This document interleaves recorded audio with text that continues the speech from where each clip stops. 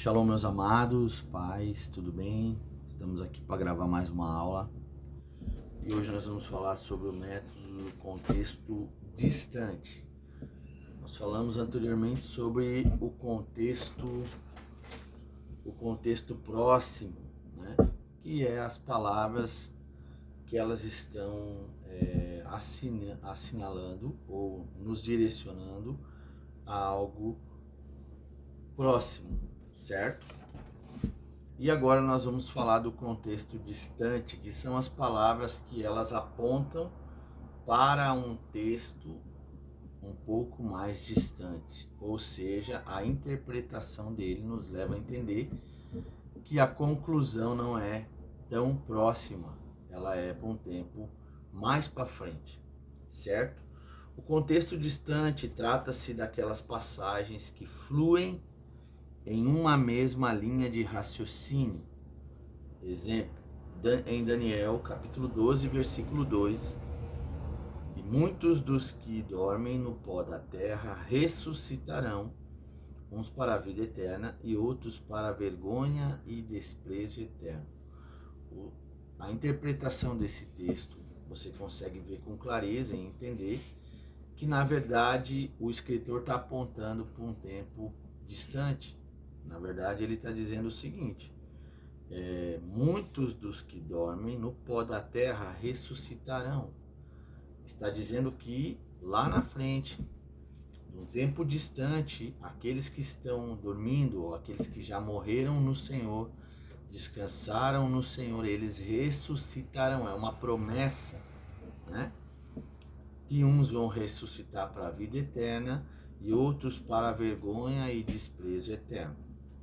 Então, aqueles que descansaram no Senhor têm a promessa de ressuscitar e viver com Cristo. E aqueles que não morreram no Senhor, eles também ressuscitarão para a vergonha e desprezo, ok? Então, o contexto distante, ele nos dá um resultado, uma interpretação de que a palavra que nós estamos lendo, o autor está falando, é algo distante, é algo que vai acontecer mais para frente, ok? Em João capítulo 5, versículo 28 e 29, o Senhor Jesus diz: os que fizeram o bem sairão para a ressurreição. Outra vez a gente vê ele falando sobre a ressurreição da vida. E os que fizeram mal para a ressurreição da condenação, está apontando o final, né? Aqui a gente vê nessa palavra claramente o apóstolo João apontando o final de todas as coisas. Para aqueles que fizeram o bem, a recompensa deles será a glória, será uma vida eterna com Cristo. Mas para aqueles que não fizeram o bem, também ressuscitarão para a vergonha, para o desprezo, para o mal e para a condenação. Ok? Então nós precisamos entender com clareza a respeito dessa forma de interpretação bíblica, ok? 1 Coríntios capítulo 15, versículo 52. A trombeta soará e os mortos ressuscitarão incorruptíveis e nós seremos transformados. Ou seja, outra vez, nós vendo, né, o apóstolo Paulo falando sobre a ressurreição, um contexto distante, né? Uma interpretação distante. Né? O que Paulo está falando é sobre o final de todas as coisas, que nós teremos a ressurreição, vamos ressuscitar com um corpo incorruptível, um corpo regenerado, um corpo transformado, um corpo de glória, um corpo no Espírito, ok? Nós teremos um corpo que não será um corpo danificado, não é um corpo de matéria, será um corpo espiritual, ok? E nós seremos também transformados, né? Aquilo que Paulo diz que nós somos transformados de glória em glória. Então, nesse momento, ele está apontando para esse fim. 1 Tessalonicenses, capítulo 4, versículo 16, o apóstolo Paulo também nos diz: os que morreram em Cristo ressuscitarão primeiro, Mais uma vez falando da ressurreição. Mas primeiro do que quem? Dos que morreram sem Cristo. Eles estão inseridos no texto em forma de objeto oculto. Só podem ser vistos por inferência. Olha aqui. Os que morreram em Cristo ressuscitarão primeiro, né? Isso aqui Paulo está fazendo uma pergunta. Primeiro de quem? Primeiro do que? Primeiro de que tipo de pessoa, né? Paulo está falando que aqueles que ressuscitaram, aqueles que morreram em Cristo, eles ressuscitarão primeiro do que aqueles que morreram sem Cristo. Entende?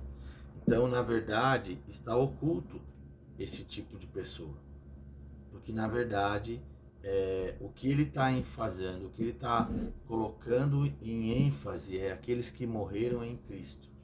Mas o que ele está falando também é um contexto distante. É lá na frente, é no final da nossa jornada, no final da nossa caminhada, ok?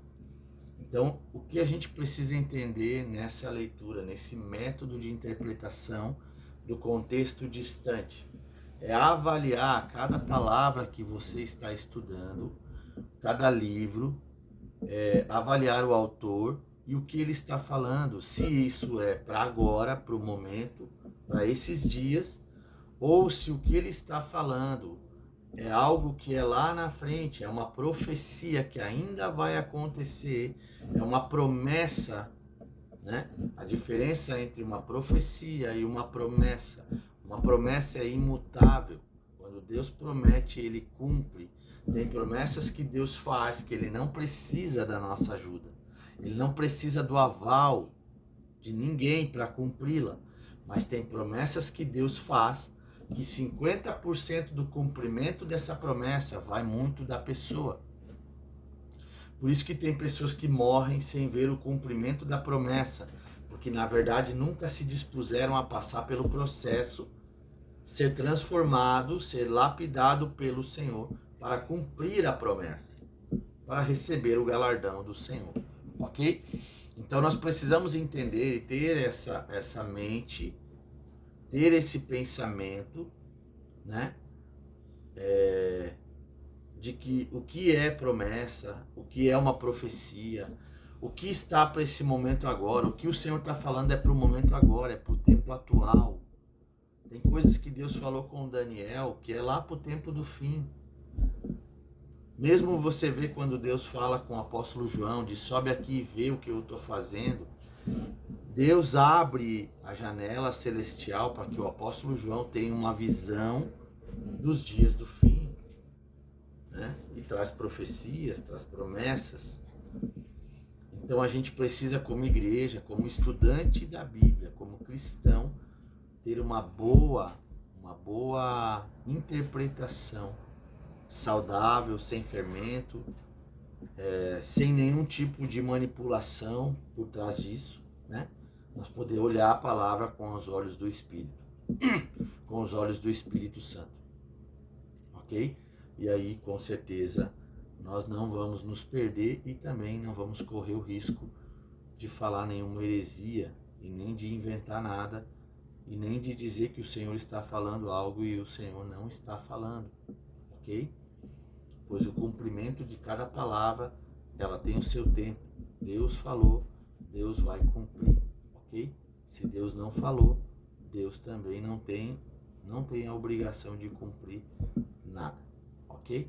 Esse foi a forma do contexto distante. Deus abençoe a todos.